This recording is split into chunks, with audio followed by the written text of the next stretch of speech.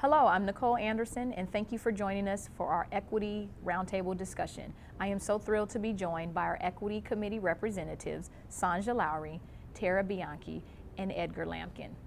And today we will talk about all things equity. So how do you ensure that all students feel safe in regards to achieving equitable outcomes, and specifically speak to our undocumented students and our LGBT students? That's a great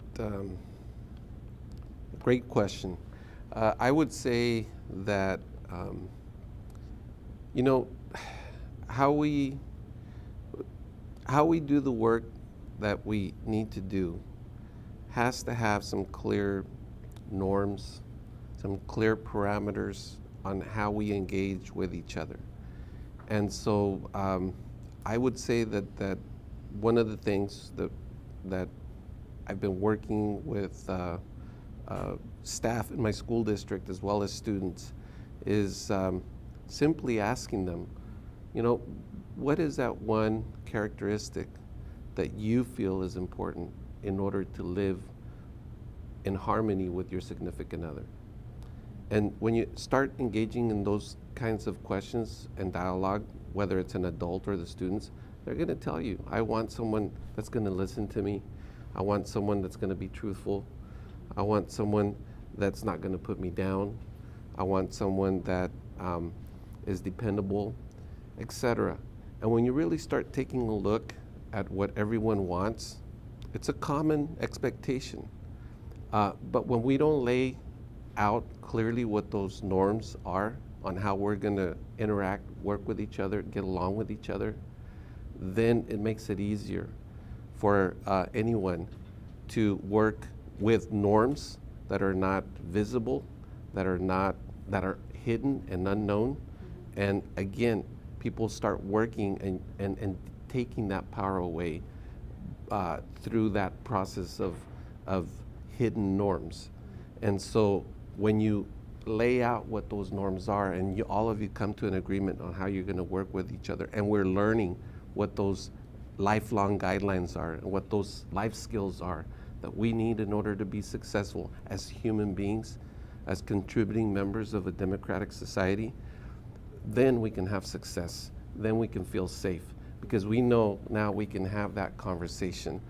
We know now we can look at something and define it through the context of what we know should be a responsible individual, a caring individual, a friend. And so getting back to your question, making sure that we have some type of character education program that helps us to ensure that the second curriculum that is ongoing, that is tying to the math, that is tying to the science, to the literature story, is having to do with helping our students learn and be able to verbalize and articulate what it is to be a responsible citizen. So I would say that's one of the things that we're doing. So we have, in our case, we have life skills and lifelong guidelines that we live by and that we've embraced and that we're using in the context of, one of the schools, actually two of the schools have the life skill of the month. And so if they're focused on cooperation, then their students are learning what the definition is, what it looks like, what it sounds like, what it feels like. And then at the end of the month, the teachers recognize who was that student that modeled the life skill of cooperation, that showed care and concern for others, and giving examples that can actually be visible and understood by all of the students. And the students also engaging in those conversations and using the language that is tied to character. I like your example of cooperation because I was just this morning listening to a report about social behavior, and that cooperation is one of the highest evolved social behaviors, being altruistic and cooperating. And then they were giving some examples of like being spiteful, maybe being lower on and they were talking specifically about social media, but thinking about cooperation and kids and using your classroom as an opportunity to help our kids feel safe, thinking again about inquiry-based learning and project-based learning, where you have kids working in teams and directly teaching them how to work together. Kids feel safe with other kids. if it's safe, if you actually don't just put them together and say work together, but help them. So really directly teaching those social emotional skills within a curriculum. I agree, you need a curriculum, you need to have it system-wide. And then on a deeper level, thinking about our kids that are marginalized, feeling safe. I've been thinking a lot about the achievement gap, and we all need to know that there is this achievement gap, we know that. And also, is it really an achievement gap, or is it an opportunity gap, right? And thinking about the opportunity gap and the expectation gap. And I've lately found myself thinking a lot about somebody's got my back gap. Like, that's what I think about. Like, you know, that we have, lots of our kids have, you know, their parents or their friends, and there's a network that's going to catch them if they fall. And some of our kids don't have that. And our schools are a place where we're a bunch of adults that could create that. We can name the kids that don't have somebody that has their back. We know who they are. And why don't we get together and make a system where, you know, you've got his back and you've got her back, and we've got it. That somebody to make sure that, I'm thinking of Andre where he's talking about, like, the kid doesn't have a Halloween costume. Somebody that helps him out to have the Halloween costume. Like, so thinking about that, I've got your back gap, and that's part of what makes kids feel safe, is just knowing if I trip, somebody's going to be there to help me. And and again, naming it. If there's something, thinking about LGBTQ kids, if it's an issue at your school, putting it out there and talking about it as adults and saying, we're going to make this better. There's a lot of power in those words of just, we're going to make this better. We're going to make sure that all of our kids feel safe, not just these kids over here that live in this zip code. Yeah. You know, I can appreciate that. When I was a principal at Title I school, I challenged my staff, I think we were in our second year together, to identify the kids on our campus that were invisible. And they were like, what do you mean invisible, right? I'm talking about the kids that come to school every day and not one person speaks to them. They don't use their voice, they don't have a conversation, they are invisible. They came, they arrived, they may have ate lunch, they went home, and nobody knew they were even there.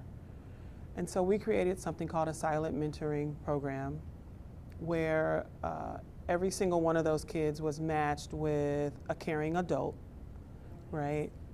That would speak to them, that would ask them about their day, that would encourage them to, you know, try a new hobby, that would even connect with them outside of school, right? Because when we think about our undocumented kids and our LGBT kids, they feel isolated, they feel alone, they feel ridiculed. I mean, you name the adjective.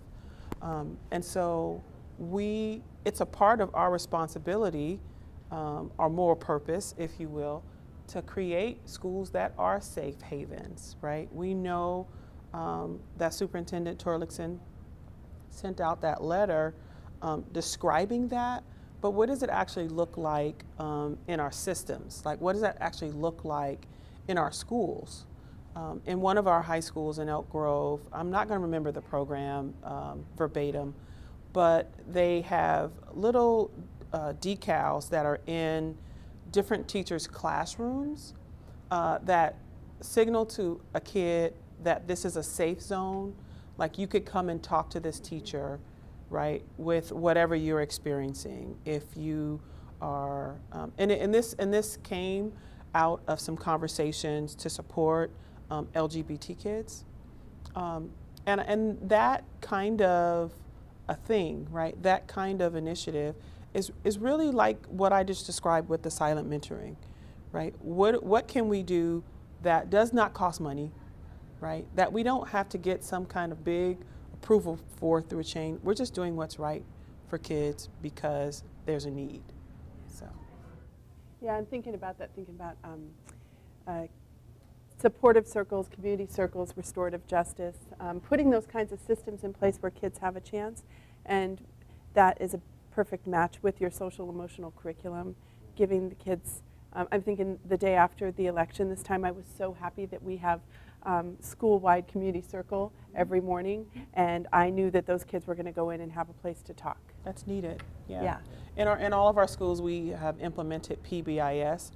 You know, you can utilize those kinds of structures, like restorative practice, PBIS practices, to put in place other things to support our LGBT kids or undocumented families. So, yeah. If I may add, also, I'm sure you guys have probably weren't thinking about it, but as soon as I mention, you're going to agree. A way to help students be able to problem solve, conflict resolution, conflict managers, giving them that opportunity to know how to help others solve conflicts, I think is also an extremely important way to help students feel safe, feel successful, know who they can go to, and I think having skills and strategies like that are really helpful, especially in low socioeconomic environments, because in the culture of poverty, the way that we deal with solving problems is not necessarily the way that you deal with it in a school that runs on middle-class norms. I want to thank all of our panelists and thank you for joining us at our Equity Roundtable discussion. We invite you to join us again here at ACSA.org for our next equity discussion, where we tackle the various equity issues around our state.